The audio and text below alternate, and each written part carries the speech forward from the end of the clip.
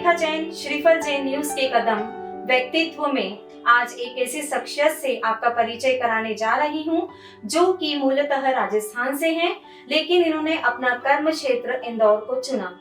आप अपने व्यापार के साथ धर्म प्रभावना में आगे हैं और अनेक धार्मिक सामाजिक संस्थाओं से जुड़े हुए हैं।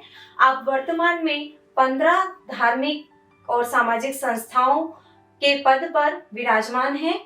ऐसे हसमुख जी गांधी जो कि अपने नाम के अनुरूप ही हंसते मुस्कुराते तमाम जिम्मेदारियों को निभा रहे हैं, तो जानते हैं उनसे उनके जीवन में सामाजिक संस्थाओं से जुड़ने पर उन्हें क्या मिला और उन्होंने समाज को क्या दिया।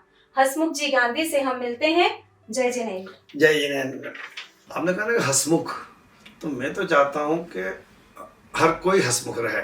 यदि हसमुख रहेगा, प्रसन्न रहेगा, तो वो फिर सब कामों में आगे बढ़ सकेगा और समाज में एक पॉजिटिव वातावरण जाएगा।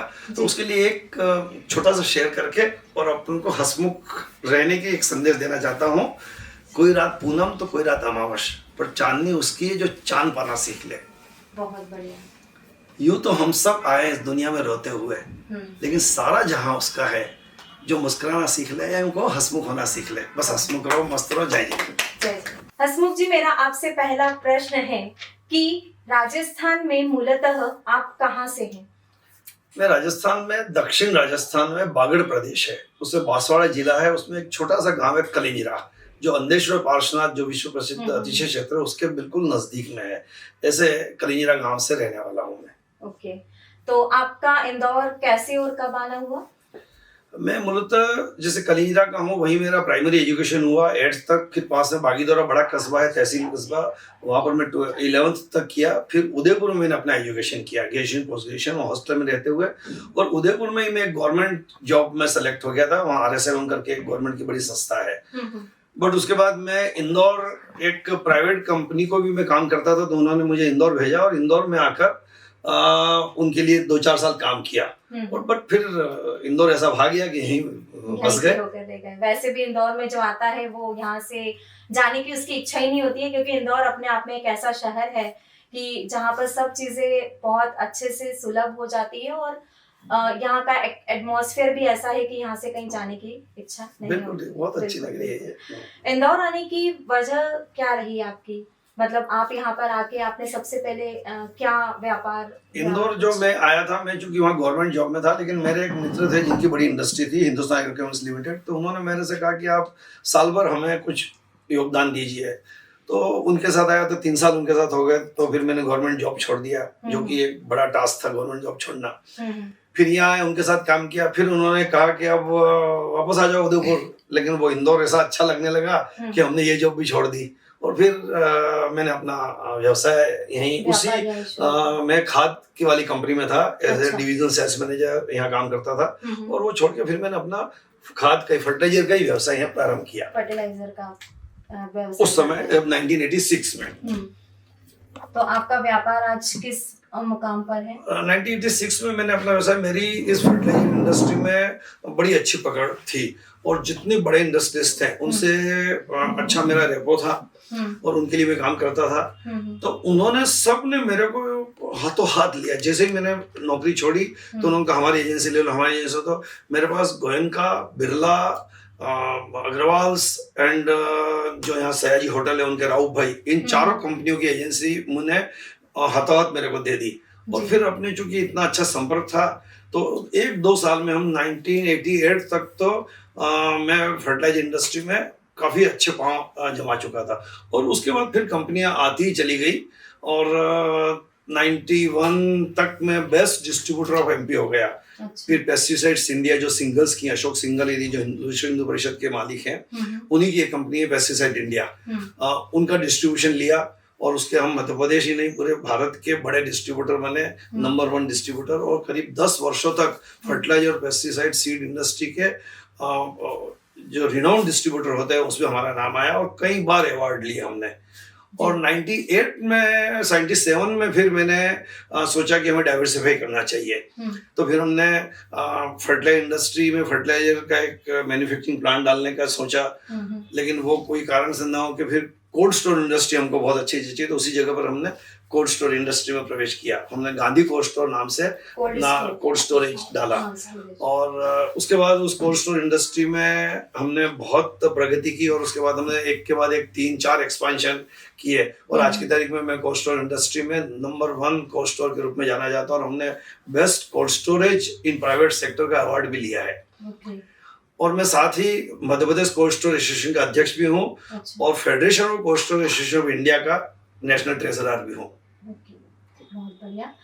तो आपने कब सोचा कि मुझे अब धर्म प्रभावना से जुड़ना चाहिए, और धार्मिक सामाजिक संगठनों से जुड़ने का कदम आपने, मतलब ये मोड़ कब आया आपके जीवन में? बहुत अच्छा, ये आपने ठीक सवाल किया। मैं जब ग्रेजुएशन में था उदयपुर में, तभी मैं लियो क्लब से जुड़ गया था, और लियो क्लब में जुड़ते हुए एक सामाजिक कामों में रुचि रखना चाहिए, और समाज को भी जितना लेते हैं उसमें से कुछ देना चाहिए। इस भावना से लियो क्लब, फिर लायंस क्लब में जुड़ा। तो मैंने उस वक्त लियो कॉन्फ्रेंस ज्वाइन की थी, जो कि रेयर बात होती है, जिसमें करीबन 25 कंट्री के लोग आए थे। उसके पहले मैं स्काउटिंग में था, तो मैंने national jamboree 7th national jamboree Faridabad attend की। तो ये एक कई लोगों के बीच में मिलना और उसके साथ काम करना, ये पहले से एक रुचि थी। हमारे फादर भी बहुत अच्छे लेखक थे, तो उन्होंने भी करीबन 10 बुक्स लिखी है। तो कुछ जीन्स में भी था कि इस तरह से सोशल और रिलीजियस वर्क करना चाहिए। तो ये जब बात आई, तो मैं जब उस लियो क्लब के बाद में मैं जब इंदौर आ गया था, तो इंदौर में हमारे यहाँ पर एक हुमड़ी युवा मंच करके एक संस्था थी, उसका मैं मेंबर हुआ। तो फिर कुछ समाज के लिए काम करने की रुचि बढ़ी, फिर उसका मैं प्रेसिडेंट हो गया। उसके बाद हमको 91-92 में महासमिति से जुड़ने का मौका मिला, दिगंबर जैन महासमिति। तो मैं उसमें बहुत एक्टिव हुआ, और उसमें एक्टिव होने के साथ ही श्रवण बेलगोला का जो 92 का महामस्तकाभिषेक था, उसमें आवास व्यवस्था का काम मुझे और मेरी टीम को मिला। I was leader there. तो हम 8 लोग उस वक्त गए थे, जब बहुत यंग थे 92 में। तब हमने श्रवण बेलगोला में करीब 15 दिन तक आवास काउंटर पर बैठ के रात दिन हमने 24 घंटे काम किया वहां पर। बस वो एक हमारा ब्रेक था। उसके बाद मैं सोशल ग्रुप से जुड़ा, फिर मैं 94-95 में उसका प्रेसिडेंट बन गया। फिर हमने एक नया सोशल ग्रुप बनाया। इस तरह से ये यात्रा बढ़ती गई, और एक से एक जुड़ते गए। फिर महासभा से जुड़े, महासमिति से, तीर्थ कमेटी से, इंदौर दिगंबर जैन समाज से, और सोशल ग्रुप तो मैं राष्ट्रीय अध्यक्ष रहा, जिसमें 350 ग्रुप हैं और 35,000 फैमिली मेंबर्स थे उसके अंदर। उसका मैं नेशनल प्रेसिडेंट 1918-2000 में रहा। 1918 और 2018-2020। ओके। अब एक प्रश्न थोड़ा सा टेढ़ा है, लेकिन मैं आपसे पूछना जरूर चाहूंगी कि इतनी संस्थाओं में इतने सारे पदों पर आप कार्यभार संभाले हुए हैं, तो इतनी सारी जिम्मेदारियों को निभाने में आपको कोई तनाव नहीं होता? कभी कोई मुश्किल का सामना नहीं करना पड़ा? मतलब कि मैं इतने सारे पदों पर हूँ, तो मुझे ये सब चीजें करनी पड़ रही है, तो एक स्ट्रेस लेवल अपना बढ़ जाता है ना, तो वो कभी ऐसा महसूस हुआ आपको? नहीं, आपने ठीक कहा। ये क्या है कि जो सबसे ज्यादा व्यस्त है उसी के पास सबसे ज्यादा समय है। अच्छा। हाँ, यदि आप फ्री हैं तो आपके पास तो टाइम फिर है ही नहीं। जितने व्यस्त रहेंगे उतना आप काम कर सकते हैं, और एक आपके पास रुचि होना चाहिए। तो चूंकि मेरे पास सामाजिक और धार्मिक काम करने की रुचि भी है साथ में, और ये उसमें जॉय फील होता है, तो इस वजह से इस काम को करने में बहुत मजा आता है। तनाव की तो कोई बात ही नहीं है। जितना ज्यादा लोड बढ़ता जाता है उतना ज्यादा मैं हंसमुख होता जाता हूँ। ओके, मतलब जितना लोड आपके ऊपर बढ़ता है, तो आप आपके नाम में और उसको शामिल कर देते हैं। हंसमुख नाम है आपका, और आप उतने हंसी से उसको निभाते हैं। बहुत बहुत बढ़िया। तो आप जैसे इतनी संस्थाओं में हैं, तो जैन तीर्थों को लेकर आप कुछ बताना चाहेंगे? मतलब अभी जो भी चीजें हो रही है, तो उसमें आप लोग क्या इसके प्रति कर रहे हैं? जैन तीर्थों के लिए पहले से मेरी रुचि थी कि मैं जैन तीर्थों के बारे में जानकारी करूं, तो मैं जानकारी इकट्ठी करता था, और मैं बहुत चीज़ें, हमने जैन तीर्थों के बारे में कई रिकॉर्ड इकट्ठे किए।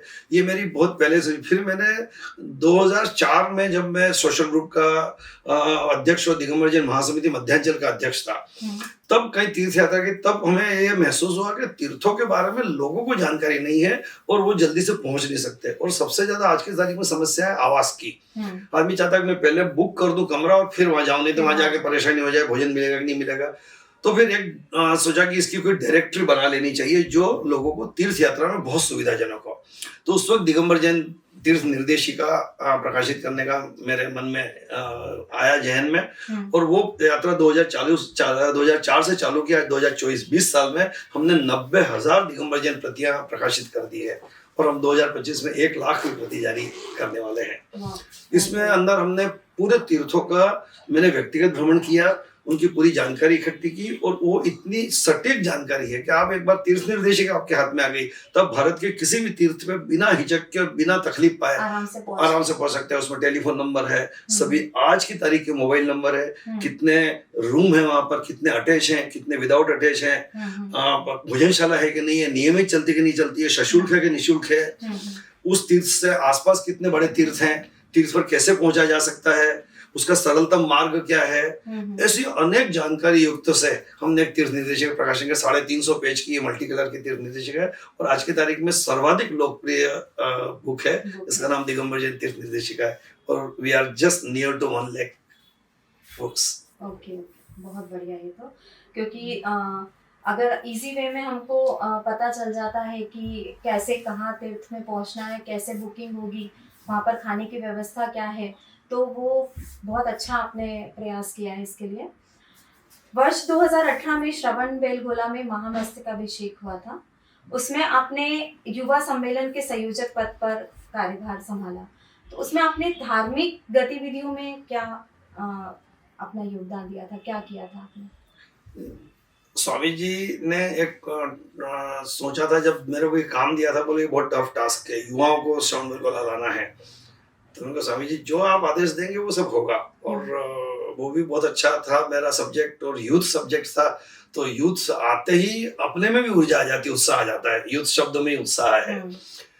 तो श्रवण बेलगोला यूथ को लाना, यही अपने आप में एक धार्मिक गतिविधि है। हमने पूरे भारत से 5,000 युवाओं को, उनको अपनी कॉस्ट पे, सब अपने खर्चे पे आए, अपने घर से श्रवण बेलगोला तक पूरे भारत से करीबन 14 स्टेट्स के युवा लोग वहां आए थे, और भारत की जितनी युवा हस्तियां थी सबको बुलाया था। हमने 84 युवाओं का सम्मान किया वहां पर, अलग अलग फील्ड की, कोई शैक्षणिक है, धार्मिक है, खेलकूद गतिविधि की है, लिटरेसी में है, राइटर है, फिल्म में है, ऐसे अलग अलग विधाओं के युवाओं का हमने वहां पर सम्मान किया। और हमने 45 एज की एक लिमिट रखी थी कि 45 साल तक के युवाओं का ही सम्मान करेंगे। तो हमारे पास बहुत एंट्री है, 500 से ज्यादा एंट्री है, और उसमें से 84 सेलेक्ट करके हमने वहाँ सम्मान किया। तो श्रवण बेलगोला सबको लाना और वहां के आसपास के तीर्थों का भ्रमण करवाना, ये अपने आप में एक धार्मिक गतिविधि थी, और युवाओं को उस तरफ लेके आना, ये मतलब बहुत बड़ा टास्क था, और वो हुआ, और युवाओं में बहुत उत्साह था।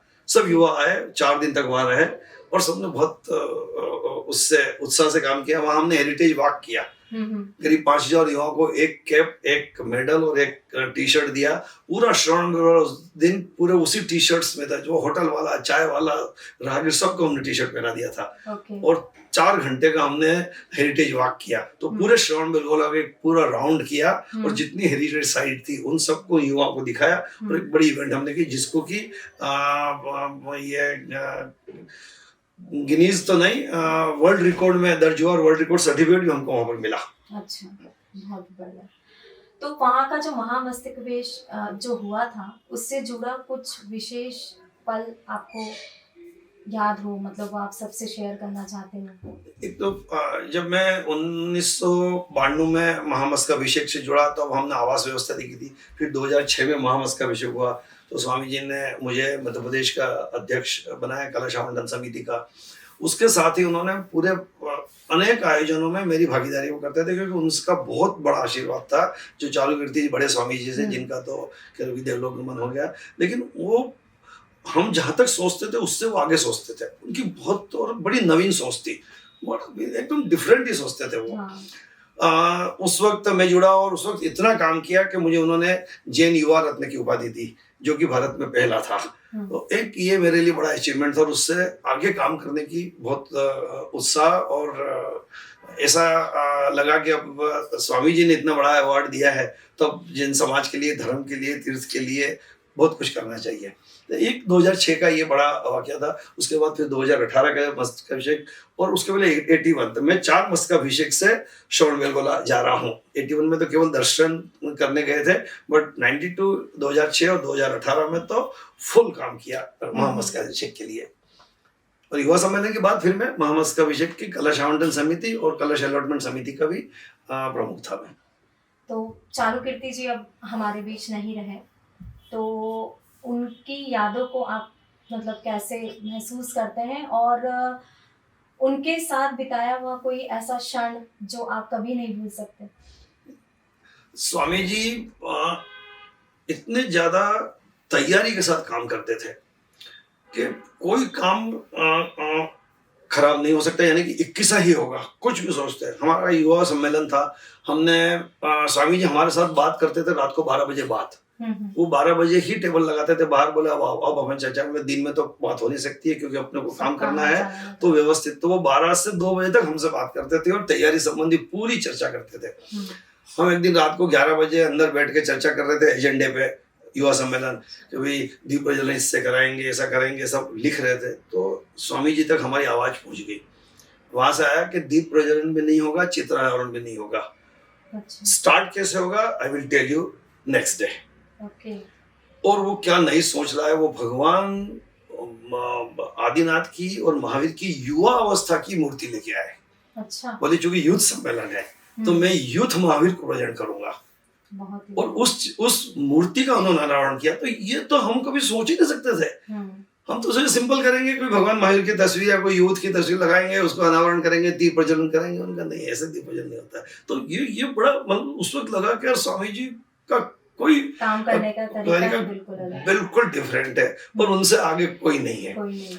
और बहुत डेडिकेटेड थे। और श्रवण बेलगोला के लिए, अच्छे कार्यकर्ताओं के लिए वो बहुत समर्पित रहते थे। ऐसे मेरे उनके साथ कई वाकये हुए। और श्रवण बेलगोला जाना, भगवान बाहुबली के दर्शन करना, उस तीर्थ की वंदना करना तो अपनी जगह है, लेकिन एक बड़ा अट्रैक्शन स्वामी जी से मिलना होता था। कोई भी भारत में यदि कोई भी श्रवण बेलगोला जाएगा तो उसका एक उद्देश्य मिनिमम होगा कि मैं स्वामी जी के दर्शन करूं। तो स्वामी जी अपने आप में एक बड़े आइकॉन थे, उनके दर्शन करना, उनसे मिलना, ये भी एक अपने आप में बहुत बड़ी बात थी। और सबके जहन था कि स्वामी जी से एक बार जरूर दर्शन हो जाए। और हमने तो पता नहीं हजारों बार उनसे किए और कई बार साथ में बैठ के बातचीत की। एक मेरा ये प्रश्न था कि जो मुनियों के आहार विहार चर्या जो रहती है, उसमें आप लोग कैसे क्या करते हैं? जैसे आज हम देखने में आ रहा है कि मुनिराज जा रहे हैं, सड़क दुर्घटना हो रही है, तो उससे रिलेटेड आपने कभी कुछ ऐसी योजनाएं या फिर ऐसा कुछ किया? नहीं, मुनिराज जो जैसे ये युवा सम्मेलन किए, या हमने युवा सम्मेलन श्रवण बेलगोला, मांगी तुंगी और जहाजपुर, ये 3 बड़े युवा सम्मेलन किए। फिर एक जयपुर में भी किया, ऐसे युवा सम्मेलन तो इंदौर में भी किए, कहीं किए, लेकिन ये 3 बहुत बड़े हमने युवा सम्मेलन किए। उन तीनों में साधुओं की प्रमुखता रही। एक बार ज्ञान सागर जी था, एक बार ज्ञानमती माता जी थी, और यहाँ पर वर्धमान सागर जी, आचार्य वर्धमान सागर जी और स्वामी जी स्वयं थे। उस वक्त तो खैर बहुत करीबन 200 पीछी भी साथ में थी। तो साधुओं के बिना हमने कोई युवा सम्मेलन नहीं किया या कोई कार्यक्रम किया। तो साधुओं को युवाओं के साथ जोड़ने का, जैसे युवा सम्मेलन में साधुओं की प्रेजेंस और उनके मार्गदर्शन लेना, उनका सानिध्य लेना, उनके प्रवचन कराना, ये जिससे कि युवाओं पर साधुओं का पूरा प्रभाव पड़ सके। और जहाँ तक युवाओं की हम बात करें तो युवाओं को संस्कारित करना बहुत जरूरी है। उन्हें बाल्यकाल से ही पाठशाला है, मंदिर ले जाना, दर्शन करवाना, माता पिता यदि उसमें पूरी रुचि रखे तो साधुओं के पास ले जाना, और मंदिर में उनको एक, और सबसे बेस्ट तो पाठशाला है। पाठशाला से तो प्रारंभ करना चाहिए। पहले जो 8वीं तक का स्कूल का जो बच्चा है, उसको लौकिक शिक्षा के साथ यदि हम धार्मिक शिक्षा भी देंगे तो सुने पे सुहागा होगा, क्योंकि धार्मिक शिक्षा देने के साथ उसमें संस्कारों का बीजारोपण हो जाएगा। और संस्कार यदि उसमें एक बार आ गए तो वो फिर जीवन भर धर्म को नहीं छोड़ेगा, और अपने सारे कामों को धर्म के एक परिधि में करता हुआ अपने को बड़ा आदमी बनने का जो उसका जो सपना होता है वो उसको पा सकता है। नहीं, ये सब तो ठीक है कि हम, आपका जैसा कहना है कि बचपन से ही वो पाठशाला में जुड़े और धर्म के प्रति जुड़े, लेकिन जैसे युवा का मैं ये कहना चाह रही हूँ कि जैसे आज जो भी संगठन है ना, उसमें अगर हम इनको कोई जवाबदारियां सौंप दें, है ना, उनको कोई पद पर आसीन कर दें, तो एक तो युवाओं को उससे अटैचमेंट होगा। तो इसमें आपका क्या कहना है कि युवाओं को हम कैसे ला सकते हैं? क्योंकि आजकल हम देख रहे हैं कि वो धर्म से अलग होते जा रहे हैं, धर्म से मतलब उनकी इतनी रुचि नहीं रही है, तो उसको हम कैसे जोड़ सकते हैं? युवाओं का बहुत ज्यादा तो नहीं है, लेकिन बाहर जाना, हायर एजुकेशन लेना और एब्रॉड चले जाना, उससे थोड़ी समस्या। लेकिन अभी हमने एब्रॉड में भी हम देख रहे हैं कि चाहे कनाडा हो चाहे अमेरिका, अमेरिका के हर शहर में जैन मंदिर है, दिगंबर जैन मंदिर है या जैन मंदिर है, और वहाँ सारे युवा बिल्कुल जा रहे हैं। हो सकता है कि फ्रीक्वेंसी हमारे यहाँ रोज की है, वहाँ 15 दिन की होगी, बट उनका अटैचमेंट है। तो युवाओं को अपन बिल्कुल डिस्कार्ड तो नहीं करेंगे, वो उनकी बहुत रुचि थोड़ी कम हो रही है। और कुछ कुछ जगह हम ये देख रहे हैं कि साधुओं के साथ युवाओं को ज्यादा अटैचमेंट हो रहा है। आज आप सुधा अपने विश्व सागर जी को लीजिए, उनके साथ तो ऑलमोस्ट सारे युवा हैं, उनका संघ पूरा युवा है, उनका तो 35 से प्लस का कोई साधु नहीं है। तो इससे तो ऐसा लगता है कि युवाओं को रियल रुचि है, और उनके जो फॉलोअर्स हैं वो भी सब यंग हैं। तो यंग का बहुत अभी डिस्कशन नहीं है, यंग जुड़ रहे हैं, और कम्युनिटी और यंग को जोड़े रखने के लिए इस तरह के आयोजन, चाहे वो पंचकल्याणक हो, चाहे वो चातुर्मास हो, चाहे विधान हो, मंदिर निर्माण हो, या मस्तकाभिषेक हो, या इस तरह के कितने भी धार्मिक आयोजन जितने भी हैं, उन धार्मिक आयोजनों में युवाओं की भागीदारी को बढ़ाना चाहिए। और भागीदारी बढ़ाने से फायदा ही होता है, क्योंकि युवाओं के पास कुछ नया करने की सोच होती है, और वो जब जुड़ता है तो वास्तविक रूप से बहुत कुछ नया होता है और अच्छा होता है। अब एक व्यक्तिगत सवाल मैं आपसे पूछना चाहूंगी, आपके जीवन और परिवार के बारे में आप बताएं। मेरा परिवार, हम लोग राजस्थान के हैं, और हमारे फादर मदर सभी, और मेरा ससुराल भी वहीं राजस्थान में ही है, कुशलगढ़ करके जगह है। तो सभी धार्मिक प्रवृत्ति के हैं। हमारे फादर भी बहुत धार्मिक और सामाजिक कार्यों में अच्छा काम किया। मेरे ससुरा जी ने भी बहुत काम किया, वो तो खुद ही अच्छे पंडित थे। तो ऑलरेडी रुचि तो धार्मिक कार्यक्रम थी। फिर परिवार के बारे में आज मैं, मेरी श्रीमती और 2 बच्चे हैं। तो एक नेहा मेरी बिटिया है, जो भी शादी हो गई, हैदराबाद रहती है, वो चार्टर अकाउंटेंट है, वो CA MBA है, और मेरा बेटा भी MBA है, जो मेरे साथ बिजनेस में काम करता है। छोटा ब्रदर भी है मेरे साथ, और उसका भी पूरा परिवार है। ऐसे हम यहाँ पर करीब 10 लोग हमारे परिवार में रहते हैं। परिवार में हमारी श्रीमती की अच्छी धार्मिक रुचि है, वो तो अच्छी स्वाध्यायी है, और उसका काम ज्यादातर समय स्वाध्याय में बिताने का है। और सबका सोशल या धर्म का जो भी काम हो, उसमें उनका सहयोग पूरा रहता है। बच्चों ने बहुत अच्छी एजुकेशन ली, और वो आज वेल सेटल हैं। परिवार का काम पूरा सहयोग इस हमारे सामाजिक कामों में पूरी तरह से मिलता है, और उनका सहयोग होता है तभी काम कर पाते हैं, और वो हमको घर के कामों से फ्री रखते हैं या बिजनेस के कामों से फ्री रखते हैं, तभी जाकर हम समाज के लिए समय दे पाते हैं। वो तो बिल्कुल सही बात है कि अगर परिवार के लोग ही हमें अगर इन सब चीजों से अलग नहीं करेंगे, तो हम समाज में या धर्म के कार्य में आगे कुछ नहीं कर पाएंगे। तो उसमें जो परिवार का सहयोग है वो बहुत इम्पोर्टेंट होता है। बिल्कुल सही। तो आप देश के विभिन्न जैन संस्थाओं और समाज को क्या संदेश देना चाहेंगे? आप और क्या चाहते हैं कि ऐसा सुधार होना चाहिए? तो आप बताएं कि इसमें आप क्या बोलना चाहेंगे। एक तो मैं नेतृत्व की बात करूं, तो जो लीडरशिप है, पहले जो लीडरशिप थी वो व्यक्तिगत लीडरशिप, जिसमें हम सरसेठ हुकुमचंद जी का नाम लें, या शाहू अशोक जी का टाइम्स ऑफ इंडिया वाले, या भागचंद जी सोनी हैं, या इस तरह के बड़े जो नाम थे, बालचंद हीराचंद है, माणकचंद भाणाचंद है, जिन्होंने त्रिशत कमेटी की स्थापना की। तो ऐसे बड़े नाम थे जिनका पूरे भारत में जैन समाज पर एक तरफा अधिकार चलता था, और वो निस्वार्थ सेवा करते थे और ईमानदार थे, मेहनती थे। तो वैसी लीडरशिप आज चाहिए। सही है। समाज को आज उसकी कमी महसूस हो रही है।